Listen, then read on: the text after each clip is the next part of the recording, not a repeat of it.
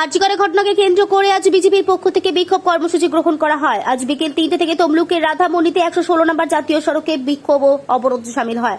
8 ঘন্টা চলে অবরোধ। এই কর্মসূচিতে উপস্থিত ছিলেন বিজেপির জেলা নেতৃত্ব। দেখুন, সারা পশ্চিমবঙ্গবাসী শুধু নয়, সারা ভারতবর্ষ দেখেছে যে আরজিকরে একজন ডাক্তার, জুনিয়র ডাক্তার, আমাদের সকলের বোন, তাকে কীভাবে নৃশংসভাবে হত্যা করা হয়েছে। এবং হত্যা করার পর আমরা দেখেছি রাজ্য সরকার উদাসীন ছিলেন এবং সেভাবে তদন্ত প্রক্রিয়া এগোয়নি। এখনও পর্যন্ত প্রকৃত গ্রেপ্তার যারা দোষী তাদেরকে গ্রেপ্তার করা হয়নি। এবং তারপরে যেভাবে মুখ্যমন্ত্রীর তরফ থেকে বিবৃতি দেওয়া হয়েছে, সেটা পশ্চিমবাংলার মহিলাদের এবং নিহত ডাক্তারকে অপমান করা হয়েছে।